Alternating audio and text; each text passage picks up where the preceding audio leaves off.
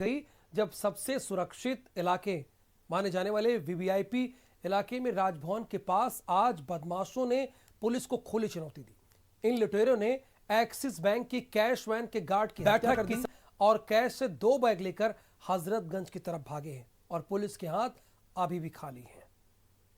सबसे सुरक्षित माने जाने वाले इलाके में दिन दहाड़े ऐसी घटना हुई जिसने लोगों में दहशत भर दी।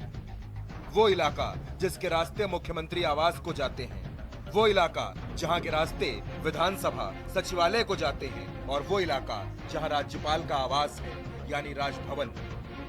राजभवन के ठीक सामने 2 बाइकों पर सवार होकर 4 बदमाश आए। एक्सिस बैंक की कैश वैन को रोका, पिस्तौल निकालकर ड्राइवर पर तान दी और सीधे गोली मारी। उसके बाद गार्ड के पैर पर गोली मार दी। कैश वैन में रखे हुए कैश से भरे 2 बैग उठाए और हजरतगंज की ओर भाग निकले। यानी मिनटों में ही पूरे फिल्मी अंदाज में वारदात को अंजाम देकर निकल भागे। बच्चे को लेके बैठे हुए थे, तब तक गोली वो मारते हुए भागा। वो 2 बैग 2 झोले भी थे उसके हाथ में। क्या कैसे कपड़े पहना था? काला कलर का पैंट पहना था। किस कलर की मोटरसाइकिल थी? किस तरफ से भागे लोग थे? सर हम एक ही लोग को देखे मारते हुए भागा वो गोली। जो क्रिमिनल था उससे मैं भिड़ गया था और वो जिसको गोली मारा था उसके पीछे, जिसको गोली लगी थी वो क्रिमिनल के पीछे दौड़ रहा था। क्रिमिनल पैसों से भरा 2 बैग लेके रोड क्रॉस कर रहा था। मैं बोलेरो से एक फैमिली के साथ आ रहा था तो मैंने बोलेरो साइड कर ली। मैंने देखा किसी को गोली लगी हुई, मैंने साइड करवाया तुरंत और किस क्रिमिनल के पीछे दौड़ गया मैं और वो अपना मूवमेंट धीरे कर लिया उसके सामने पहुंच के। तो उसने कहा कि हट जाओ। मैंने कहा कि मैं तुम्हारे पास नहीं जा रहा हूँ, मैं आगे जा रहा हूँ। तो जैसे मैंने बोला तो मैं उसके थोड़ा सा आगे जाके उसकी पिस्टल गिरा दिया झटका देके। फिर उसने दूसरी गन तान दी। जब दूसरी गन तान दे के मैं अपने को असहाय पहुंचा, कोई पब्लिक मेरा साथ नहीं दे रही थी, तो वो निकल गया बाइक लेके।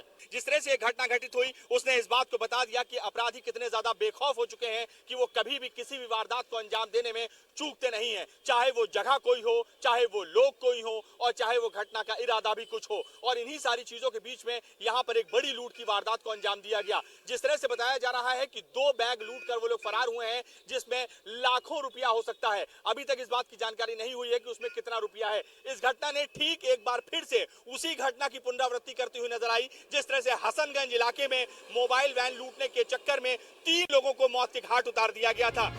घटना की सूचना मिलते ही लखनऊ में हड़कंप मच गया। सेफ जोन माने जाने वाले इस इलाके में लूट और हत्या की वारदात ने पुलिस के होश उड़ा दिए। आनन फानन में अधिकारियों के पहुंचने का सिलसिला शुरू हुआ। खुद डीजीपी मौके पर पहुंचे और उन्होंने घटना का खुलासा करने की भी बात कही। हो गई है, जिस मोटरसाइकिल से ये घटना कारित की गई है उसका नंबर भी आ गया है। अति शीघ्र हम लोग गिरफ्तार करने का प्रयास कर रहे हैं। सर घटना क्या हुई है?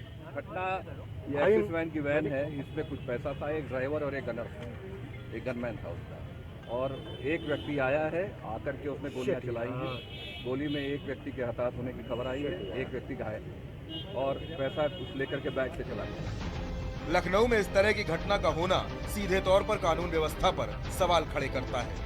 हजरतगंज से लेकर राजभवन और उसके आगे के इलाके में भी कई जगह ट्रैफिक पुलिस के सिपाही होते हैं।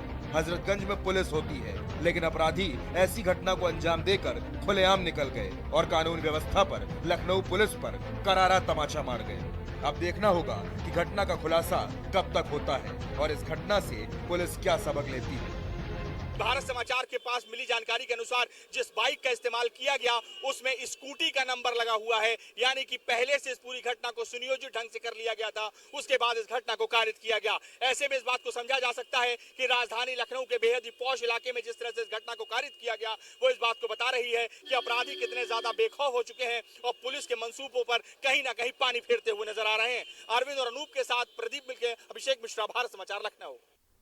और इसी मामले में पूर्व सीएम अखिलेश यादव ने ट्वीट किया है, राजभवन और मुख्यमंत्री की नाक के नीचे कैश वैन की करोड़ों की डकैती और गोलीबारी ने राजधानी और पूरे प्रदेश को दहशत में डाल दिया है। एक दिन पहले जहां विशिष्ट लोगों के लिए सर्वोच्च स्तर की सुरक्षा थी, वहां आज भी सुरक्षित नहीं है।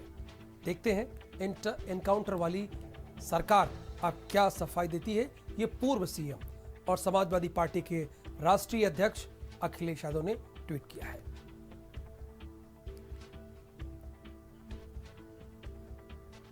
लखनऊ में सीएम योगी आदित्यनाथ ने वन सेवा अधिकारियों के